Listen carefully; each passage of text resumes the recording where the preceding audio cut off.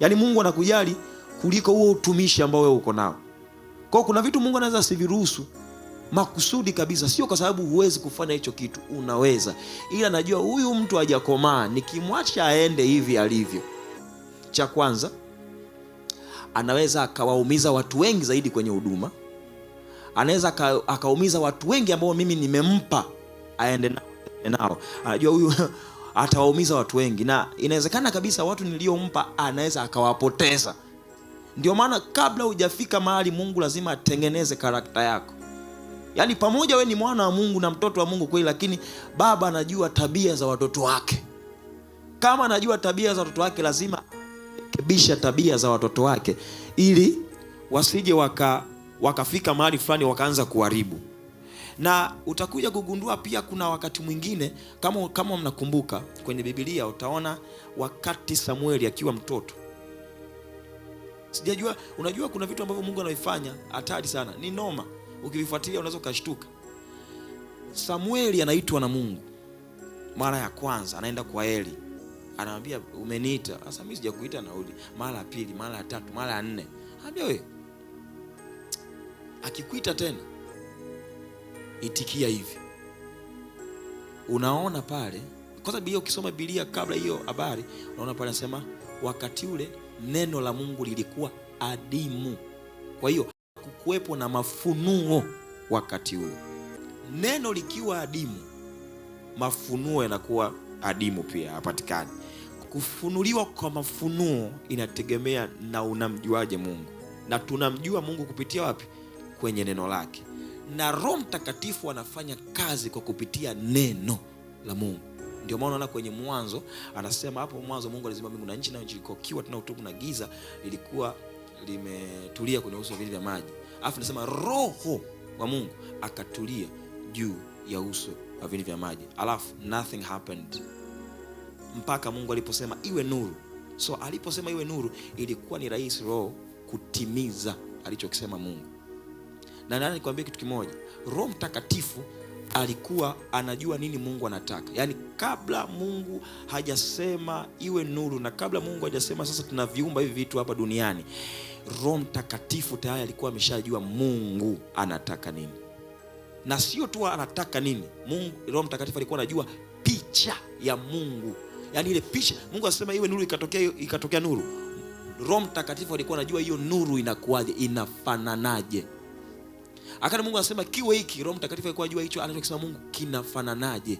Ndio maana neno la Mungu linaposema hiyo sana Mungu labda ili uwe na amani, ndipo mema yatakapofanya nini? Yatakapokujia. Wewe hilo andiko unaweza kulijua tu, kumjua Mungu ili inabidi mjue Mungu ili niwe na amani. Roho Mtakatifu anajua zaidi ya hivyo. So Roho Mtakatifu ndio maana sisi tunavyoenda kuomba hatujui kuomba sisi kama itupasavyo, ila Roho yeye utuombea kwa namna ya ajabu ya kuugua. Kwa sababu gani? Roho Mtakatifu anajua hiyo amani inakuaje. Wewe unaweza usijue hiyo amani, ila Roho Mtakatifu anajua details za neno la Mungu. Kwa hiyo ndio maana Roho Mtakatifu hawezi kufanya kazi nje na neno la Mungu. Na Roho Mtakatifu ndio anamfunua Mungu kwenye maisha yetu. Sisi hatuwezi kumjua Mungu kwa namna ya kawaida. Kwa Roho Mtakatifu akija anamfunua Mungu kwa namna ya ajabu sana. Ndio maana tunaposoma maandiko tunamwachia nafasi Roho Mtakatifu ili aweze kutufunulia Mungu anamaanisha nini zaidi. Ndio unakuja kugundua kuna wakati unasoma Biblia, unasoma neno, alafu unashtuka, unaweza kusimama, kuna kitu nimefunuliwa hapa cha ajabu sana. Sio akili yako mtu wa Mungu, ni Roho Mtakatifu ameamua kukufunulia nini Mungu anamaanisha zaidi ya hicho ulichokisoma kwenye hilo andiko. Kwa unakuja kuona, ndio nasema sasa neno wakati ule maneno lilikuwa adimu, kwa hiyo mafunuo hayakuwa dhahiri. Kwa hiyo ndio maana hata Samueli hakuweza kujua hii ni sauti ya Mungu. Ndio maana kuhani Eli alikuwa anajua sauti ya Mungu ikoje. Though wakati ule sauti ya Mungu kwa Eli ilikuwa imekata, lakini alikuwa ana experience sauti ya Mungu inafananaje. So Samueli alipokuja akamwambia akikuita tena wewe itikia hivi. Kwa lazima kuwe na mtu ambaye anakuongoza, tuseme ndo anakumenta, yes, ambaye anamjua Mungu. Kwa alivyoenda baadaye alivyoitikia kama alivyoelekezwa na kuhani Eli, Kumbuka Samueli wakati ule, wakati Mungu anamuita alikuwa ni mtoto, lakini Mungu alivyosema naye hakusema naye kama mtoto.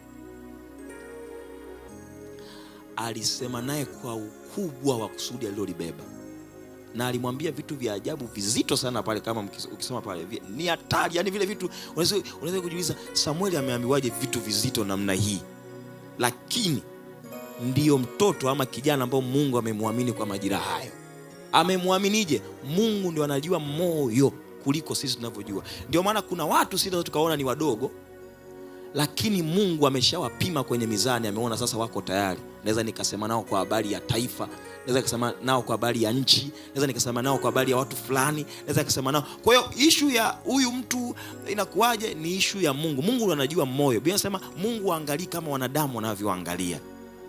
Mungu anautazama moyo. Ndio maana hata Samueli alivyoenda kumpaka mafuta Daudi kwenye nyumba ya Yese, akakutana na vijana wa pale watoto wa Yese, akataka kwenda kumpaka wa kwanza mafuta, akakataa, sio huyu, wengine sio huyu, wengine sio huyu. Sasa kuna akauliza, jamani, kuna mwingine hapa, kuna mtoto mwingine yote? Akaambiwa say yupo, lakini anachunga kondoo huko. Yani imagine ni mtu ambaye amesaulika hadi kwenye, ni mtoto ambaye alisaulika kati ya watoto, katikati ya watoto wa Yesu. Walivyomleta, Mungu akamwambia, mimi ndo nimemchagua huyu. Mungu amemchaguaje sasa? Mbona yule anachunga mifugo kule? Alafu Mungu anamwambia Samueli, mimi sitazami kama wanadamu wanavyotazama. Kumbuka wakati huo Samueli ni nabii, lakini Mungu akumpa hilo jicho la kuona. Akumbe, Mungu alikuwa anajaribu kumuonyesha kama, sikiliza, mimi nataka nikuonyeshe kama mimi ni Mungu, nachaguaga kuli. Sasa huo wakati Samueli na wewe ni mwanadamu, kwa sababu Samueli aliangalia kwa macho ya kawaida. Akaangalia mtoto wa kwanza, akaona na mwili, akaona huyu ndo atakuwa ndo huyu. Mungu akasema no, mwingine no, mwingine. Alafu Mungu anasema tu no, mpaka alipokuja Daudi, mtu mwenye mwili mdogo tu, yani kijana, ndio Biblia ikimdescribe anasema kijana mzuri, ana rangi nyekundu, mdogo, yani sisi tunanielewa. Alafu Mungu anasema huyu ndo nimemchagua. Unajua Biblia hainizuii kufikiria, inawezekana Samueli alichoka pale akasema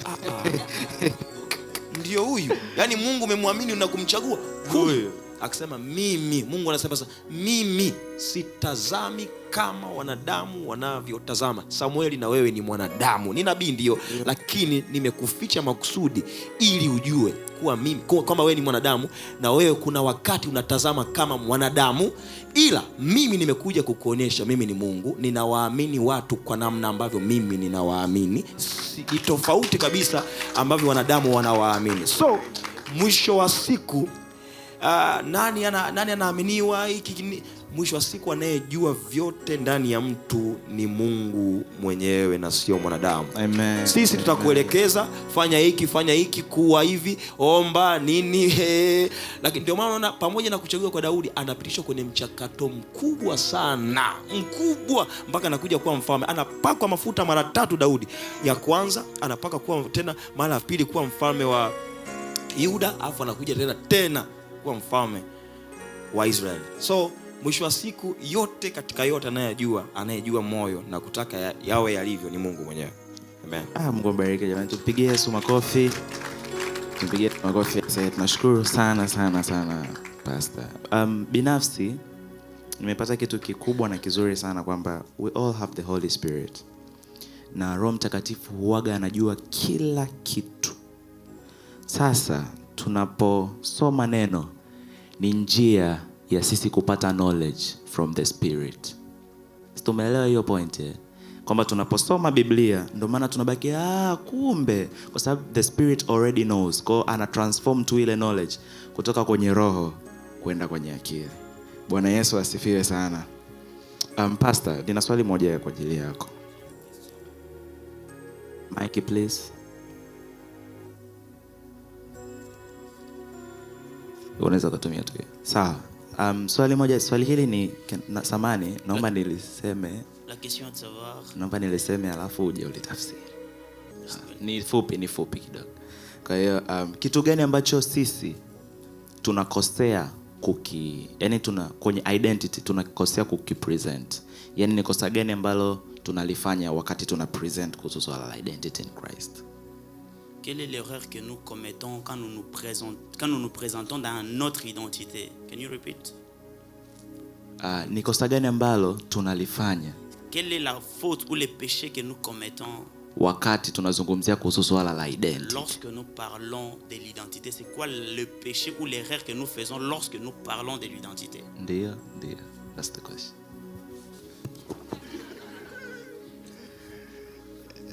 Merci pour la question. Asante kwa swali. J'espère que j'ai bien compris sa question. Naamini nimeelewa swali lake vizuri. Sa question me renvoie dans Psaume 139. Swali lake linanituma kwenye Zaburi mstari wa 100. Je pense aussi Jérémie 1:8, si je ne me trompe pas. Yeremia pia 39. Et qu'est-ce que je veux dire par là? Nataka kusema nini hapo? Aujourd'hui, surtout le jeune. Leo wa vijana. Là, je fais vraiment allusion aux jeunes. Naongelea sana wa vijana. Allez-y comprendre que nous ne sommes pas là pour imposer à Dieu de faire ce que nous voulons qu'il fasse. Mtaelewa kwamba sisi hatuwezi tukamwambia Mungu cha yeye kufanya kwa ajili yetu. Hatuwezi tukamwimpose Mungu au tumwambie utufanyie sisi hivi. Oui. Nous, on ne peut pas imposer à Dieu. Hatuna uwezo wote wa kumwambia Mungu mimi nataka tu hii saa, nataka hii gari. L'erreur de beaucoup de jeunes, kosa la vijana wengi, devant leur propre identité, mbele ya identity yao, ils veulent devenir ce que eux pensent. Wanapenda wakuwe kile hao wanafikiri. Ils veulent devenir ce que les gens disent d'eux. Wanapenda wawe kile watu wanaongea kwa ajili yao. Mais quand nous lisons la parole de Dieu, lakini wakati tunasoma Biblia, nous allons comprendre que nous sommes un projet de Dieu. Tutaelewa kwamba sisi ni mpango wa Mungu. La Bible dit, Biblia inasema, le projet que j'ai formé pour vous, mipango au vitu naandaa kwa ajili yenu, c'est le projet de paix. Ni vitu vizuri vya amani. Donc tel que tu es là, jinsi ulivyo, tu es un projet de Dieu. Wewe ni mtu ambao Mungu ameandaa. Pour comprendre le projet de Dieu, wewe kuelewa maandalizi ya Mungu, tu ne dois rentrer que chez Dieu. Inabidi urudi tu mbele ya Mungu. Pour comprendre à quoi est-ce que tu es appelé, wewe kugundua umeitwa ufanye nini kwenye maisha, tu ne dois rentrer que dans sa parole. Inabidi urudi tu kwenye neno lake. Tu ne seras pas ce que tu penses si ce n'est pas par la parole. Hauwezi ukawa kile unachofikiri kama sio kwenye neno la Mungu. Nous sommes le produit de la parole. Sisi ni matunda ya neno la Mungu. Avant que Dieu ne nous crée, kabla Mungu aumbe mtu au atuumbe sisi, pendant qu'il était en train de nous former, wakati alikuwa anatuandaa atuumbe, il savait qu'il y aura un Paul Clement, alijua kwamba kutakuwa mtumishi wa Mungu Paul Clement, qui sera un adorateur sur Dar es Salaam, atakuwa muabudu au mtumishi wa Mungu hapa Dar es Salaam, et qui va amener le peuple de Dieu na ataleta watoto wa Mungu, ataminisha watu à m'adorer moi Dieu. Ataleta watu wengi wa muabudu Mungu. Lui là, c'est un projet de Dieu. Yeye ni maandalizi au ni mtu Mungu aliandaa. Et ce qui fait sa force, na kile kinafanya nguvu yake, il n'a pas cherché à devenir ce que Dieu a mis en lui. Non, ce que lui a pensé. Akutafuta awe kile yeye alikuwa anafikiri. Mais il s'est aligné derrière le projet de Dieu. Lakini amesimama nyuma ya neno la Mungu, kile Mungu aliandaa kwa ajili yake ndio kile aliko leo hii hapa. Mais j'aimerais te répondre aussi par une question. Nataka pia kukujibia kwa swali moja. Qui es-tu? Wewe ni nani? Qui es-tu? Wewe ni nani? Quel est le projet que Dieu a de toi? Mungu ana mpango gani kwa ajili yako? Parce que toi là, wewe, tu es le résultat de la pensée de quelqu'un. Wewe ni matunda ya kufikiri kwa mtu mwingine. Même si tu es né dans ta famille là, hata kama umezaliwa kwenye familia yako, sache qu'il y a une mission qui t'attend. Jua kwamba kuna mission inakusubiri. Sache qu'il y a une vision que tu dois accomplir telle que tu es là. Kuna vision inabidi utimize gisi ulivyo pale. Pour ne pas être long, je te dis que ne cherche pas à l'est ni à l'ouest. Tu es un projet de Dieu. Tu n'es pas le résultat de ce que les gens disent. Tu es le résultat de ce que la parole de Dieu dit. Merci beaucoup. Asante. Amen. Tumemaliza panel na nashukuru sana pastor. Kwa kweli tuwapigie kwanza makofi watumishi wa Mungu. Alafu then tumshukuru Mungu kwa makofi kwa ajili yao. Makofi ya Yesu jamani, mbona mnakuwa hivyo aisee? Sasa hapa we have questions here from audience. Ningetamani tuyasome then tuone wao wana maswali gani. Swali la kwanza linasema, how can someone know the identity in Christ? Je, ni kwa huduma au vitu anavyovifanya?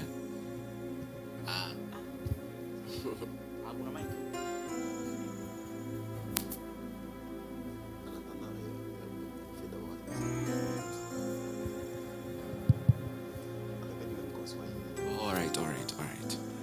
How can someone... Okay. Je, mtu anajuaje identity yake in Christ? Mtu anajuaje utambulisho wake ndani ya Kristo? Comment la personne doit savoir son identité en Christ? Je, ni kwa huduma au vitu anavyovifanya? C'est par les choses qu'il fait ou par l'œuvre de Dieu qu'il fait? Ok, merci beaucoup pour la parole. Asante sana kwa sauti. Il y a plusieurs façons de connaître son identité. Kuna namna nyingi tofauti la kujua utambulisho wako ndani ya Kristo. Parfois, il y a Dieu qui vient vers nous. Sometimes kuna Mungu anakuja kwetu. Plusieurs fois, Dieu vient vers nous. Mara nyingi sana Mungu anajitambulisha anakuja kwetu sisi. Et lorsqu'on ouvre la porte, Na wakati tunafungua mlango, il nous révèle ce que nous sommes. yeye anatufunulia. Là, c'est la part de Dieu. Hiyo ni upande wa Mungu. J'aimerais parler de la part de l'homme. Napenda niongelee upande wa mtu. Tu es chrétien, Wewe ni Mkristo mais jusque-là, na mpaka sasa hivi tu doutes de ce que tu représentes devant Dieu et devant les hommes. bado hauamini kile uliko mbele ya Mungu, mbele ya watu. Tu doutes du projet que Dieu a de toi. Hauamini kwenye program au ile Mungu ambao anayo kwa ajili yako. Le secret que j'aimerais te donner ce soir, Siri kubwa nataka kukuambia jioni ya leo c'est de te renvoyer une fois de plus à celui qui t'a créé. ni kurudi tena ufikiri vizuri kwa huyo alikuumba. C'est aller vers ton Dieu. Kurudi mbele ya Mungu wako. Et à partir de là, Na kuanzia hapo si tu comprends que Dieu est grâce, ukagundua kwamba Mungu ni neema, Dieu est puissant, Mungu ana nguvu, Dieu il est ton Père aimant, Mungu ni baba yako anakupenda. à partir de là, Kuanzia hapo cela va te donner une position. hiyo itakupa position. Donc connaître ce que tu es Kujua kujitambua wewe ni va nani aussi de pair inaendana de la pia connaissance que tu as de ton Dieu. na ujuaji wako na jinsi unamjua Mungu wako. Est-ce que je me fais comprendre? Sijui kama Kiswahili changu mnakielewa. Je pense que je vais me faire comprendre aussi par d'autres orateurs. Nadhani mtanielewa tena. Mais moi maintenant là, Na mimi sasa hivi je te renvoie chez Dieu. na kurudisha kwa Mungu. Allez-y, quelqu'un va me dire, bon, il n'évoque pas la parole de Dieu. Kuna mtu ataniambia mbona atoe mfano ya Biblia. Je donne un exemple simple. Atoa mfano. C'était Christ qui parlait de lui devant les apôtres. Ni Kristo ndiye alikuwa anaongea mbele ya Il waapostoli. les a posé la question. Anawauliza swali, Qu'est-ce que les gens disent de moi? watu wanasema nini kwa ajili yangu? Mimi ni nani? Watu wanaongeaje? Il y a eu des réponses venant de plusieurs. Kulikuwa majibu tofauti ambao waliongea. Mais il y a une réponse qui a capté Jésus. Kuna jibu moja ambao lilichukua attention ya Mungu. Et cette réponse venait de qui ça? De Pierre. Na hiyo jibu lilitokea kwa Petro. Mais ce qui m'étonne, Kile kinanishangaisha sana, lorsque Pierre a répondu à la question, wakati Petro akajibia kwenye hiyo swali, c'était une bonne réponse. ilikuwa jibu alijibia vizuri. Mais Jésus lui a dit Lakini Yesu akamwambia, que cette réponse ne vient pas de toi. hiyo jibu haitoke kwako wewe. Mais cette réponse vient de quelque part. Hiyo jibu inatoka sehemu En fulani. d'autres termes, cette réponse vient du Saint-Esprit. Kwa kwingine hiyo jibu ilitoka kutokea On Roho ne peut Mtakatifu. pas se connaître en dehors de l'Esprit. Hatuwezi kujitambua nje ya On Roho ne peut pas se Mtakatifu. comprendre en dehors de Hatuwezi Jésus. tukajielewa nje ya Roho On ne peut pas Mtakatifu. se comprendre en dehors de Dieu lui-même. Hatuwezi tukajielewa nje ya Ta Mungu vraie mwenyewe. définition Definition ya kujitambua kwako n'est kwa pas en vizuri dehors de toi. haiko nje ya wewe. Mais ta vraie définition Kujitambua kwako est en mwenyewe toi. iko ndani Et yako. ta vraie définition Na kujitambua ne kuzuri peut tirer ses origines inachukua misingi yake que Qui dans le Saint-Esprit, je peux dire ça. kwenye Roho Mtakatifu. Alléluia. Amen. C'est ça la vérité. Ndio Il kweli. n'y aura pas une autre bonne réponse Hakutakuwa swali lingine qui nzuri peut venir en dehors du Saint-Esprit. kuzidi kwenye Roho Mtakatifu. Il n'y aura pas une personne mieux placée pour te dire que toi tu es tel. Hakuna mtu ambao anaweza kukwambia wewe ni mtu fulani. Dieu peut passer par quelqu'un. Mungu anaweza kupitia njia ya mtu, Mais rassure-toi que cette personne na kuhakikisha kwamba huyo mtu a été révélée par Dieu. alifunuliwa na Roho Comme le Mtakatifu. cas de Samuel qu'on nous a dit. Kama story ya Samuel, Oui, c'est Dieu qui a appelé Samuel. Mungu ndo alimuita Samuel. Et Dieu s'est arrangé Na yeye alijiandaa pour que la personne à qui Samuel devait s'adresser ili mtu ambao Samuel alitaka aongee naye au ait la amshirikishe connaissance aussi des choses de l'esprit. ajue pia vitu vya kiroho. Donc s'il n'avait pas la connaissance des choses de l'esprit, Kama huyo mtu ambao Samuel aliongea naye kama kuwa na kujua kwa Roho Mtakatifu, il devrait dévier l'appel qui était dans Samuel. angampeleka Samuel kwenye njia nyingine ambao sio njia ya Mungu. J'ouvre une parenthèse. Na nafungua tena mlango kidogo hapo. Lorsque vous cherchez même des conseils, Wakati mnatafuta shauri au watu wa kushaurie, lorsque vous cherchez même une orientation, wakati unatafuta msaada au mtu akuoneshe njia gani ya kuchukua, tu y as commencé par la prière. ulianza na maombi, Mais tu t'es rendu compte que tu n'as pas la réponse qu'il faut à la situation. unajikuta kwamba hauna jibu ambao inastahili kwa hiyo situation unayo. Si Dieu met à cœur de voir quelqu'un, Kama Mungu anakuweka ndani mwako kamuone mtu, rassure-toi que la personne que tu verras inabidi uhakikishe kama huyo mtu utashirikisha hiyo neno est lako conduit par l'Esprit de Dieu. anajulikana kwenye roho ya Mungu au S'il Roho n'est pas Mtakatifu. conduit par l'Esprit de Dieu, Kama ajulikane kwenye Roho Mtakatifu, frère, sœur, ndugu, tu auras une mauvaise définition de toi. utakuwa na ufunulio mbaya kwa Tu ajili auras yako. une mauvaise orientation par rapport à ton problème. Hautakuwa na ufunuo mzuri kwenye shida lako au kulitambua. Je vous renvoie ce soir. Na mnirudisha tena jioni ya En leo ce qui concerne l'identité, kwenye identity. il n'y a que le Saint-Esprit Roho Mtakatifu qui est mieux placé ndo iko ya pour muhimu vous révéler kwa ce kunufunulia que vous êtes en ile réalité. ulivyo. Que Dieu vous bénisse. Mungu awabariki. Jamani, mimi nafikiri hamjamuelewa. Yaani kuna namna roho wa Mungu. For real. Kuna namna roho wa Mungu anataka ukielewe hichi kitu. Ndio maana kimezungumziwa, kama unaona sio mara moja tumekizungumzia hicho, kwamba hakuna ambaye anaweza kukwambia wewe ni nani, ni roho wa Mungu pekee. Nafikiri Pastor Paul alisema hichi kitu kwamba ni Mungu pekee ndo anaweza kukupruvia wewe ni nani, sio mtu anasema nini. Watu wa Mungu, tunaelewana? Yesu asifiwe. Amen. Okay, sasa naomba kuadd up kitu hapo. Nimemshangaa sana Roho Mtakatifu. Nilikuwa naongea na kaka Poa hapa, kuna kitu Mungu alikuwa anazungumza. Pastor alipokuwa amenitafuta kuhusu Identity Revealed Night, nikawa namuuliza Roho Mtakatifu tunaenda kuzungumza kuhusu kitu gani? And akaniambia kwa kila mtu hapa ana ufunuo binafsi. Then mtumishi wa Mungu alipokuwa anazungumza kuhusu andiko, sasa unajua Roho Mtakatifu ukianza kumfunua kwenye maandiko anaendelea kukupa maandiko. So ninaomba niwasomee kutoka kwenye kitabu cha Mathayo sura ya 16 mstari wa 13 mpaka wa 19 kwa pamoja. Biblia inasema Yesu alipofika pande za Kaisaria Filipi aliwauliza wanafunzi wake, watu wanasema mwana wa mtu kuwa ni nani? Wakamjibu, wengine wanasema kuwa ni Yohana Mbatizaji, mwingine ni Elia, wengine wanasema Yeremia au mmojawapo wa manabii. Yesu akawauliza, na ninyi je, mnasema mimi ni nani? Simoni Petro akajibu akasema, wewe ndiwe Kristo, mwana wa Mungu aliye hai.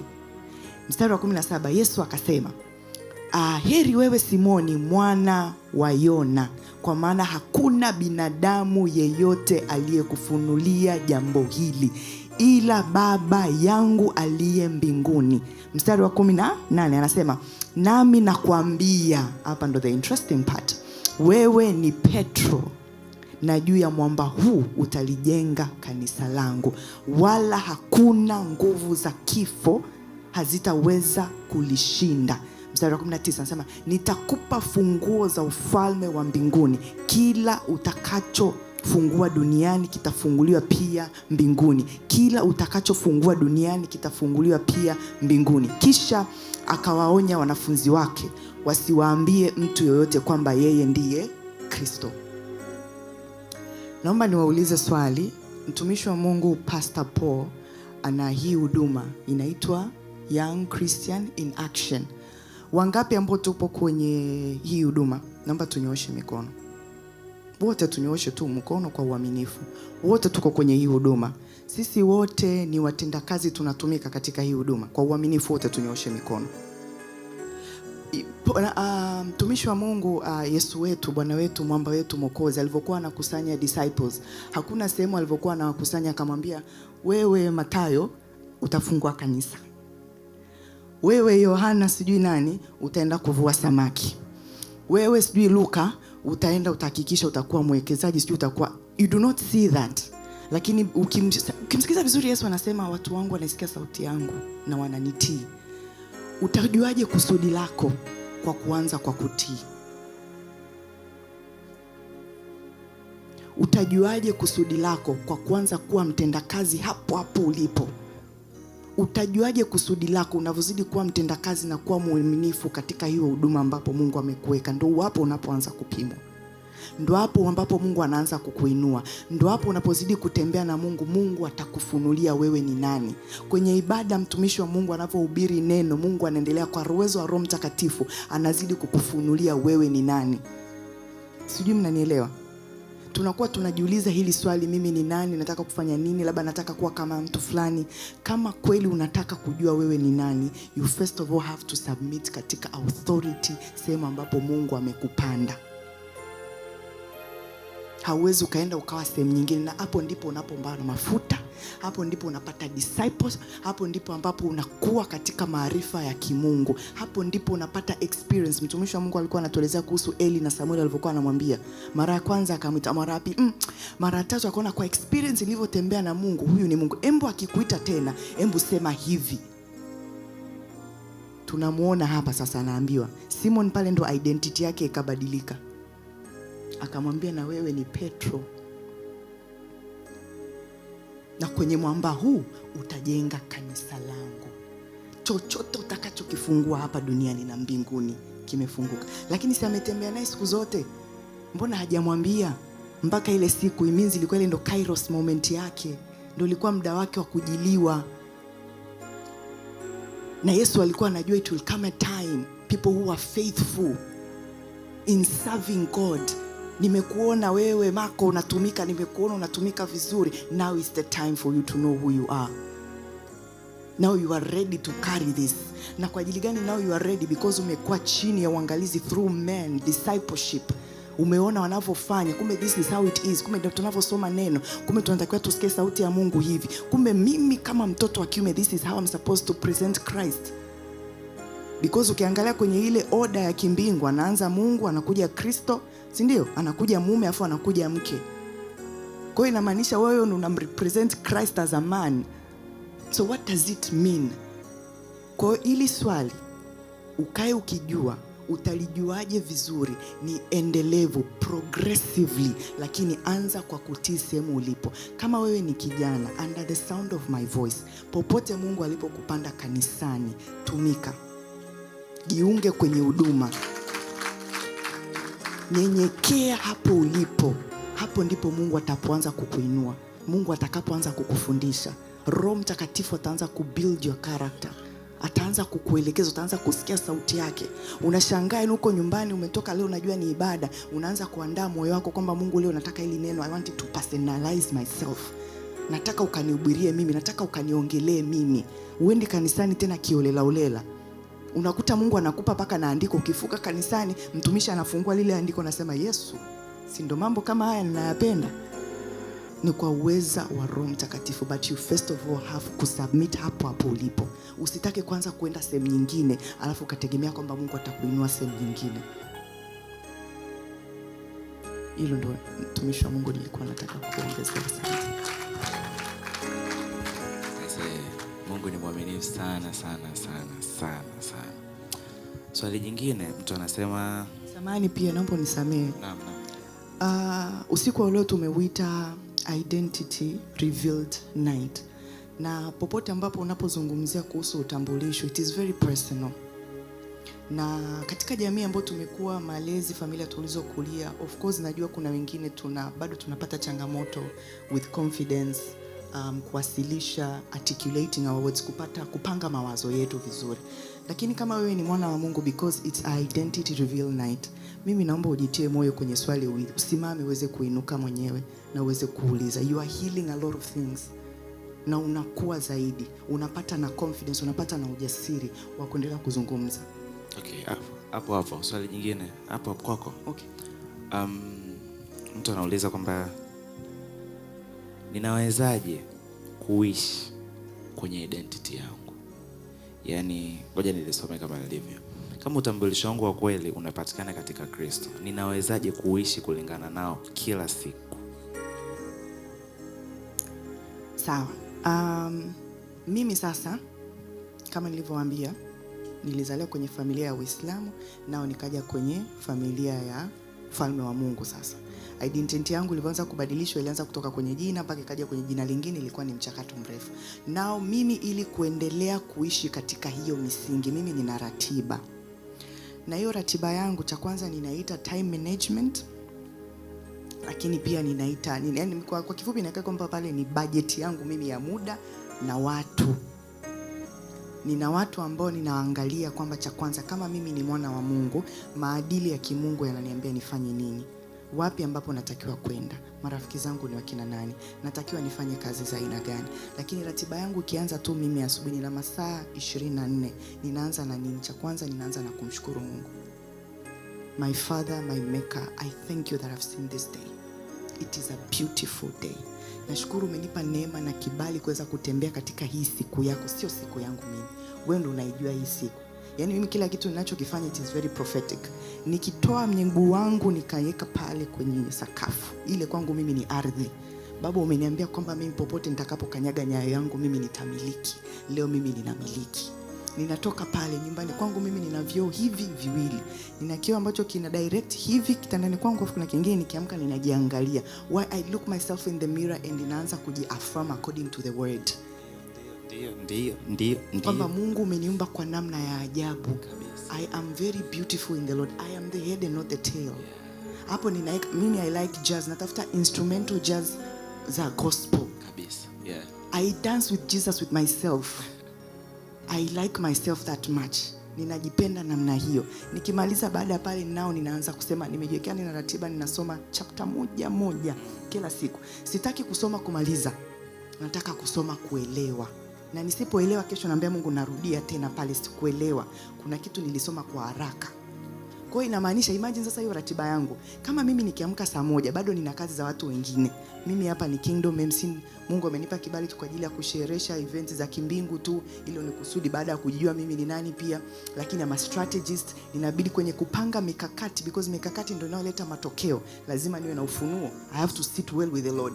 Siwezi kufanya hizi kazi nyingine zozote bila mimi kukaa vizuri na Mungu. So ratiba yangu isipoanza saa 10 au saa 11, huko wengine kote na boronga, I won't be efficient at all.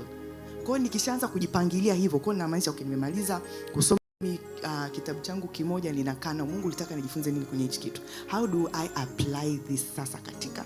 Na uwezi kuamini, hii Matthew 16 nilipata katika mpango wangu mimi nilivyokuwa nasoma tu, na Mungu ndo Mungu akanipa hayo mafunuo. Kwa hiyo nikawa naendelea, nazidi tu kumshangaa Mungu tunavyozidi kwenda. So unajilindaje wewe? Cha kwanza unaanza ukiwa na wewe mwenyewe. Hii ya kutoka nje wakati tuko hivi haimaanishi kwamba hivi tunavyokuwa ndo sisi. Sisi tunakuwa tukiwa na Mungu peke yetu in the secret place. Ukikaa wewe na Mungu peke yako, mnazungumza nini? Unamwambia nini? Unataka kujua nini? Leo unataka nifanye nini? Atakwambia paka kuna mtu utaenda kukutana naye hana nauli. Weka nauli extra kwa ajili ya mtu mwingine. Atakwambia mchukua na kitu, that is God, lakini umepanga kwanza na yeye. Katika yale masaa 24 umempa yeye. Utatembea katika wito wako, utatembea katika kusudi lako, utadhihirisha matendo makuu ya Roho Mtakatifu, utawapenda watu, utamtegemea Mungu, utawaheshimu watu. You won't be confused. Na hata kama mtu akikuumiza whatsoever, utarudi mbele za Mungu. Mungu, unajua mimi katika wito wangu na kusudi langu sitaki kukosea, sitaki kukosa mbingu. Mtu fulani kaniumiza kitu fulani, nimekosea. Rekebisha my heart. That is how. Linda moyo wako kuliko kitu kingine chochote. Simama katika maadili, achana na hisia. Maisha sio hisia. Maisha yana mikakati, maadili, ni neno. Tunajua kabisa vitu ambavyo vinavyoendelea sasa hivi ni dhoruba imetokea, ni upepo, na Yesu ametulia anakusubiri sasa wewe sasa umuulize. Hujamuactivate bado. Ukimuactivate anakupa jibu, lakini ukimwacha naye anatulia. Swali moja kwako. Kuna mtu anasema kwamba sisi ni wana wa Mungu. Why do we struggle kwenye swala la kuomba? Biblia inasema amekota kabisa hapa na Bible verse. Yaani ni sorry. Anasema hivi. Biblia inasema hivi. Ukiomba wewe amini tu. Lakini pia Biblia inasema ombeni kwa bidii. Sasa kwa nini do we tuna struggle sana kwenye swala la kuomba na huko sisi ni wana wa Mungu? Kwa nini tuna struggle? Swali. Kwanza kuomba sio karama. Yaani kuomba sio karama kwamba kuna watu fulani tu wanaombaga. Mimi sio mwana maombi. Yaani wewe kama umeokoka, wewe ni mwana wa Mungu, kuomba ni wajibu. Ndio maana zikitangazwa ratiba za maombi kanisani kwenu, hudhuria, kwa sababu ni wajibu wako kuomba kama mwana wa Mungu. Wewe mwenyewe lazima ujiwekee ratiba za kuomba wewe kama mwana wa Mungu. Alafu ngoja nikwambie kitu, kuomba ni kuwa tuna consistency ya kuomba. Kama unaombaga saa 5, make sure unaombaga muda huo kila siku. Saa 5 labda mpaka saa 6, make sure unaomba muda huo kila siku. Jiwekee ratiba. Unajua sisi tuna ratiba ya vitu vingi, lakini hatuna ratiba ya Mungu. Kama umekuja kugundua, tuna ratiba ya vitu vingi, yani una meetings, vikao, una nini, yani mambo ni mengi, lakini watu wanakosaga kuwa na ratiba ya Mungu. Na Mungu anataka tu ratiba. Maombi, watu wa Mungu, ni kuongea na Mungu. Yani sio kitu kigumu, ni kuongea na Mungu. Sasa sio, alafu sasa maombi, tafsiri nyingine ya maombi watu ambao wanayo sio hawaongei na Mungu. Watu wanaenda kupeleka shida kwa Mungu. Yaani wewe mwana wa Mungu upeleki shida. Sio kila wakati baba yako anamwambia shida zako. Mimi na watoto pale nyumbani 2. Mmoja ni mdogo, lakini mwingine huwa anaongea naye tu story. Baba, unaenda kwenye huduma? Haya, bye. Hivyo yani. Nimeenda kwenye huduma, nimerudi, atanipokea, tutapiga story pale, ndamuuliza shule vipi, imeisha. Haniambii sasa baba kila kwa sababu issue sio kumuomba Mungu vitu. Kwenye maombi ni sehemu ya kuongea na baba yako. Sikia. Biblia inasema hivi, Mungu anajua mahitaji yetu kabla tujamuomba. Yes. Si ndio? Kabisa. Anajua tunayohitaji kabla tujamuomba. Anasema nyinyi msiwe kama watu wengine. Watu wengine wanaombaga vitu. Sisi kwa Mungu wetu hatuombagi vitu. Kwa hiyo tunapoenda mbele za Mungu, hatuendi unajua shida ni kwamba yani watu wengi mioni mwao ama kwenye akili yao wanadhani maombi ni kumuomba Mungu vitu. Sasa tutoke hapo. Kwa nini tuna struggle? Mimi nimegundua watu wa struggle kuomba. Watu wanaomba kwa namna isiyo sahihi. Wewe ukimwomba vitu leo Mungu, ukishavipata kesho utaomba nini? Umeshamwomba Mungu, nataka baba, yani mpaka unagaagaa chini. Yesu akakupa. Haya, kesho wewe utamuomba nini yani kwa mfano? Ndio maana watu wengi wanaendaga kwa Mungu wakiwa na shida tu. Alafu wakishamalizana na zile jambo limetokea, utakuta hawana muda tena wa maombi na Mungu. Lakini issue ya maombi ni issue ya experience, ni kitu cha kila siku. Alafu hiyo haitokei tu eti mimi. Unajua kuna mtu anafikiri maombi ni muujiza, kama yani leo nimepiga masaa 2 alafu kesho baada hapo mwezi mzima haombi. Ni jambo la kila siku. Kwa issue, kwa nini una struggle? Issue ni kwa sababu una nia isiyo sahihi. Kwa nini unaenda kuomba? Natamani uwe na nia sahihi ya kwa nini unaenda kuomba. Uendi kuomba kwa sababu unataka kitu. Unaenda kuomba kwa sababu una mahusiano na baba yako ambaye ni Mungu. Kwa ukienda kuomba, uendi kuomba unapiga naye story. Unataka kupiga story na Mungu, na baba yako Mungu, unapiga naye story. Baba, leo nimekuja tu hapa, sina cha kukuomba. Nataka tu nikuambie jinsi ulivyo mzuri. Amen. Ndio maana Daudi anasema, neno moja nimelitaka, nalo ndio nitakaolitafuta, nikae nyumbani mwa Bwana, ni utazame uzuri wake. Na anaposema uzuri wake hamaanishi sura, wema wa Mungu. Yani Mungu wewe ni mwema. Yani na wewe, yani ninapolala wewe ni mwema, ninapoamka wewe ni mwema, ninapopanda wewe ni mwema, ninapovuna wewe ni mwema. Wewe ni wa ajabu. Yani uzuri wako haufananishwi na kitu chochote. Yani wema wa Mungu unaweza ukaanza kuelezea masaa wema wa Mungu. Alafu sio mpaka wale kwenye Biblia. Wewe Mungu ajabu kutendea mangapi toka umezaliwa mpaka ulipo. Uwezi kaongea na baba yako masaa mawili yote hayo. Kama baba, mimi nakushukuru. Kwanza wakati nazaliwa mimi sijui. Nilikuwa sijijui, sijifahamu. Alafu siku nazaliwa, ninaamini kuna wengine walizaliwa lakini hawakuweza kuiona siku. Mimi nikaiona siku. Lakini bado Mungu kaamua kunilinda na kunitunza mpaka hapa nilipofika leo. Baba, hukunitoa ulikonitoa uje uniache hapa. Kuna mahali najua unanipeleka kwa sababu wewe ni mwema. Ninajua mawazo. Yani wewe unajua mawazo unaoniwazia mimi ni mawazo yaliyo mema. Baba, asante kwa ajili ya wazazi wangu. Umewatunza mpaka leo. Asante kwa ajili ya rafiki zangu. Asante kwa ajili ya kila kitu ambacho umekiweka kwenye maisha yangu. Bwana, kuna biashara nazifanya. Asante Bwana kwa kuweka mkono wako kwenye zile biashara. Nilikuomba ukanipa. Baba, wema wako wewe ni zaidi ya vitu vyote ambavyo naweza nikavitazama. Sio kwa marafiki, sio wewe peke yako unastahili. Baba, niko hapa leo, sina cha kukuomba. Nimekuja hapa tu kukushukuru na kukuabudu wewe kwa sababu unastahili. Sio, unanielewa? Amen. Unanielewa mtu wa Mungu? Yani sasa wewe hapo una struggle nini sasa? Kwa mfano mtu wa Mungu, wewe kweli unaweza kustruggle hata kwenye maisha yako, yani kwamba huamini hata Mungu alikokutoa. Yaani hujui hata Mungu alikokutoa. Wewe kuna mangapi Mungu amekuvusha ambao unajua mimi pale najua pale ni mimi pale nisingetoboa pale, lakini Bwana akanivusha pale. Baba, nashukuru kwa kweli. Kama sio mkono wako pale, mimi sijui leo ningekuwa wapi. Hilo je, halipo? Halipo watu wa Mungu, hilo silipo. Sasa wewe kinachokushinda wewe kuomba hapo nini?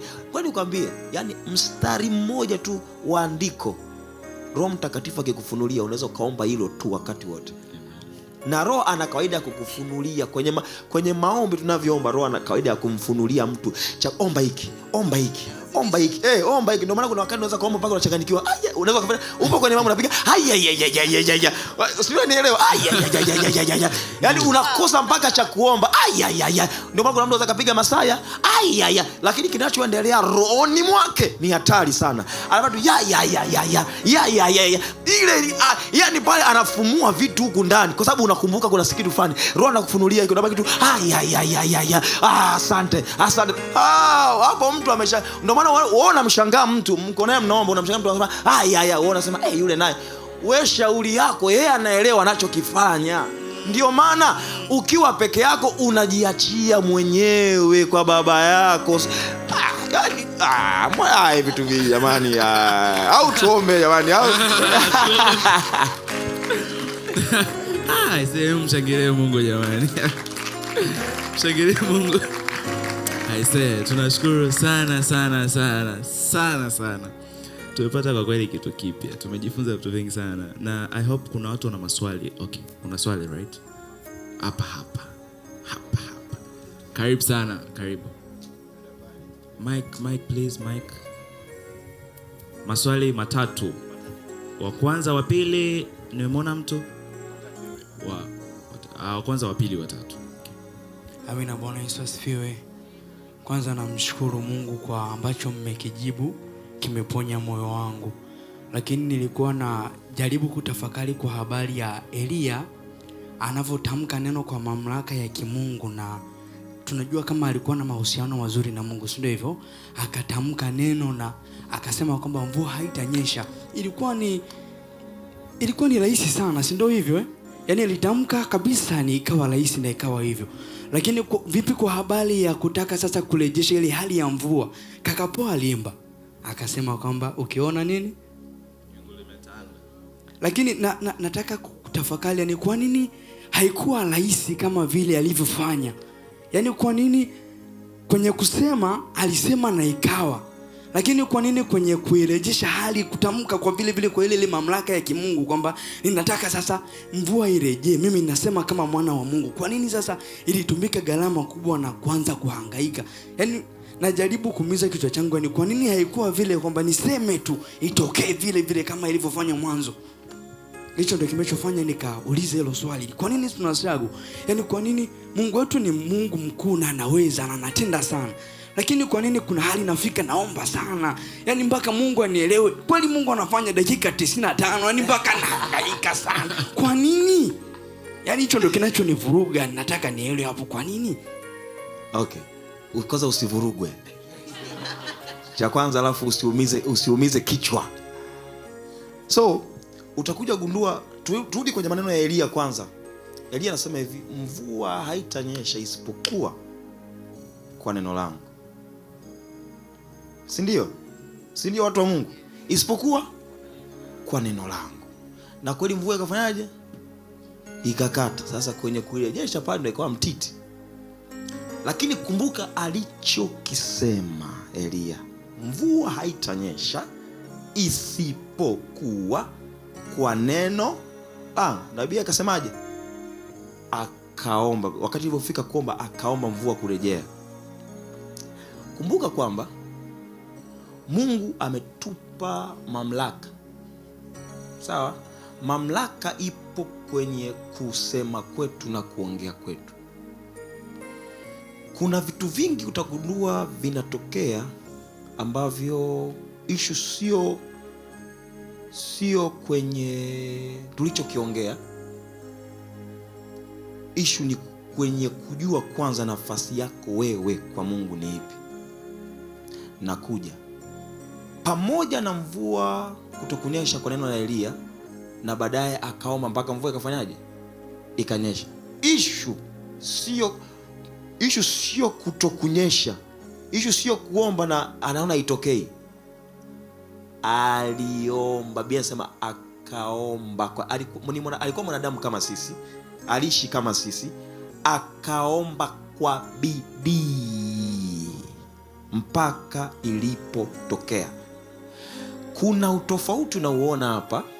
Kuna wakati Danieli yule.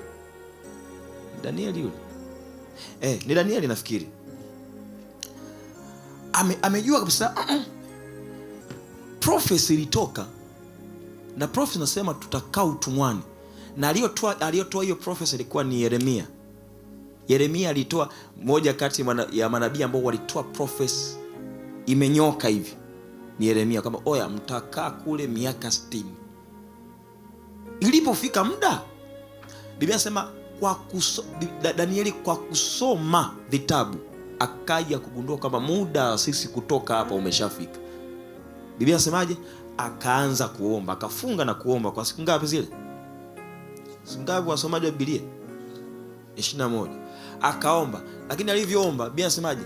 Toka siku alivyoomba majibu yaliachiliwa. Lakini sasa majibu yameachiliwa vipi? Mtuma majibu ameshapewa kupeleka majibu, alafu amefika mahali kazuiliwa asipeleke majibu. Sawa? Nataka nikupeleke mahali pazuri. Amezuiliwa asipeleke majibu. Haya. Ngome ikawa ngumu pale, kazuiliwa mahali. Ikabidi atumwe malaika mwingine akamtoe pale. Kwa akaenda akamtoa pale.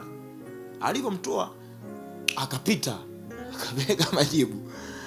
Anafika kwa Danieli anamwambia, oya, toka siku ya kwanza ulivyoomba majibu yalikuwa yameshajibiwa mwanangu. Haya, hapa sema nilizuiliwa mahali bwana, lakini nimemwacha mwamba anapambana nao, amenitoa, ameniambia mimi niende, yeye anamalizana nao pale. Ila ngoma ni hii hapa. Sawa? Sasa sisi, nataka nikwambie kitu cha ajabu, nataka tu unielewe, unishike vizuri. Utakuja gundua wakati ule kuna mambo yalikuwa yanaendelea mengi. Malaika alikuwa anatumwa kwa ajili ya vitu fulani, hivyo. Lakini nyakati zetu sisi sio nyakati zile. Sisi tuna roho wa Mungu ndani. Sisi hatusubirii majibu mpaka yatumwe, malaika azuiliwe mahali mpaka sisi majibu tunapata kwa sababu Roho Mtakatifu yuko ndani. Kwa unachokiomba Roho anakwambia. Shida ya sisi, hatuna utulivu wa kusikia nini Mungu anasema. Ndiyo maana, na sio tu utulivu, lakini pia kama mnakumbuka, kama unishika vizuri pale mwanzoni, mimi nilikwambia hivi kwamba sisi tuna muda wa vitu fulani na ratiba fulani, lakini hatunaga muda au ratiba na Mungu. Ratiba na Mungu, mimi nakwambia mara nyingi ambazo nimeomba, Mungu ameachiliaga majibu kwenye neno lake, ila tu hakwambii. Mimi mara nyingi kwambia Mungu ananiambia hivi, nitalifanya hili, alafu aishi kusema nitalifanya hili, anaachiliaga na neno fulani ta au ninajua kuna siku ninaomba, alafu kuna neno likaja kwa nguvu sana, ninayajua mawazo ninayokuwazia. Ili neno silisahau, hili neno ni mawazo yaliyo mema ya kukufanikisha. Niliacha kuomba, nikakaa kwanza nikatafakari, lakini wakati huo mimi nakwambia naomba hiyo kitu, nilikuwa kwenye msoto mmoja, ndugu zangu, na pambana na jambo fulani, lakini neno linakuja. Ili neno cha kwanza, Mungu anapoliachilia neno lake, cha kwanza linakupa utulivu. Alikupi kuhangaika kichwa, kuumiza kichwa, linakupa utulivu. Ndio maana utakuja kugundua Elia hakukata tamaa, sio kwa sababu alikuwa haoni matokeo, alikuwa anajua aliye naye ni wa namna gani. Mwisho wa siku hatuombi tu kwa sababu yani kuendelea kuomba kwetu ni kwa sababu tunamwamini tunayemuomba, hatukati tamaa. Kwa unakuja kugundua unayemuamini huwa unakomana yeye. Yani mimi kwa mfano siwezi kukomaa na mtu, tuseme siwezi kukomaa, labda kuna mtu ameniahidi kitu, mfano kuna mtu ameniahidi kitu, nitakupa kitu fulani. Sasa unajua kawaida ya kibinadamu sisi tuna mahitaji, sinaelewa. Yani nikikuweka kwenye ubinadamu wako wewe, unataka hicho kitu kitokee kesho, lakini Mungu hana mpango wa kukupa hicho kitu kesho, anataka kukupa kesho kutwa. Anajua kesho kutwa ndio itakuwa siku sahihi ya kukupa wewe hicho kitu. Ina maana kwa nini akupe kesho kutwa. Ndio maana pamoja na machozi ya nani yule ya Ana, Mungu akumpa mtoto siku hiyo wakati analia. Sasa unakuja kugundua Mungu alikuwa na majira yake, kwamba huyu nitampa mtoto, lakini mtoto anataka, kwa sababu alikuwa anajua mbingu ina uhitaji wa mtu. Huyu mtu atakiwa aje majira fulani ili afanye kitu fulani. Kwa ndio maana kuna watu wanaweza kachelewa, na mtu anataka mtoto, akachelewa, ana mtoto, anahangaika, mimi mtoto jamani, lakini kwani Mungu asikii pale? Mungu anasikia. Anaweza kama ametulia, alafu anaweza akaanza kukupa neno lake. Ndio maana unamuona Ibrahim anatoka mahali kwao kwenye Uru wa Kaldayo, Mungu anamwambia hivi, nenda mpaka kwenye nchi ambayo nitakuonesha, nitakufanya mimi kuwa taifa kubwa. Alafu Ibrahim anaanza, mimi nakuaje taifa kubwa? Hao sina mtoto. Taifa itakiwa lianzie kwa mtoto, sina. Biblia inasema hivi, pamoja na ahadi ya Mungu, Ibrahim alikuwa anamuulizaga Mungu kila wakati, sasa ile kitu itakuwepo lini? Kuna muda anakaa na kosa la Mungu anambia Ibrahim, uzao wako utakuwa kama nyota nyingi mpaka utashindwa kuzihesabu. Mpaka ikatokea, ikafika mahali Mungu, wale malaika wanakuja anambia, mwaka ujao wakati kama huu unapata mtoto. Sasa ahadi za Mungu unatakiwa uzielewe ni ahadi za. Kwa nini Mungu mpe, yani muachie yeye. Yani Mungu ana namna yake, anataka umwachie yeye. Kitu pekee ambacho atakuachia wewe ni amani. Kwamba nimemuomba Mungu na ninaendelea kumuomba Mungu, itatokea lini sijui, lakini Mungu amesema itatokea. Imani watu wa Mungu, unajua kuamini neno la Mungu ni kitu fulani kinaweza, yani imagine unaumwa afu Mungu anasema nimekuponya. Hivyo tu, yani unajua kusema sio hivyo Mungu, hebu sema maneno mengi zaidi, sinaelewa, yani nitakuponya tu ndio imeisha. Yani tu too easy yani ni rahisi sana, lakini hii rahisi, unaona hiyo rahisi hiyo, Mungu anataka ndo uamini hiyo rahisi hiyo, kwamba okay amesema hivi sawa. Yani ndio maana vitu vya kimungu utakiwi kuwa na akili.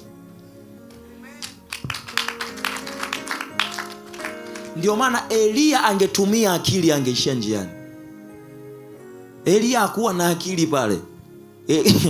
Elia alikuwa anatazama tu, mimi nilisema hivi na mpaka itokee, mimi ndo nilisema ndo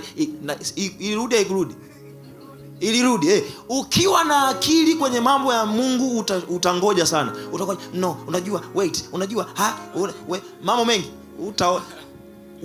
mambo ya Mungu yanahitaji watu vichaa. Vichaa. Msimuone Petro anatembea juu ya maji mkamchukulia poa. Pale akili ilimtoka ya kwake. Sasa Bwana, kama ni wewe, niruhusu na mimi nitembee juu ya maji. Yesu anambia njoo. Anafika mahali akili narudi. Akili yake maji imerudi. Ilivyorudi, sasa alivyotazama upepo mawimbi, akaanza kuzama. Sasa unakuja kugundua Petro hakutembea kwenye maji. Petro alitembea kwenye neno la Yesu, njoo. Angetembea kwenye maji, akili yake ilivyorudi akatembea kwenye maji. Sasa kanuni inasemaje? Kanuni ikakataa. Neno la Mungu huwa linavunja kanuni, watu wa Mungu, linavunja kanuni. Kwa alivyorudi kwenye akili zake, nipo juu ya maji, kanuni ikasema imekuwaje? Zama. Jamaa kaenda. Yesu akasema Yesu niokoe. Yesu akanyosha mkono akamuokoa. Kwa mambo ya Mungu, ndio maana kama Petro angefikiria yale maji asingeshuka pale. Naambieni asingeshuka pale.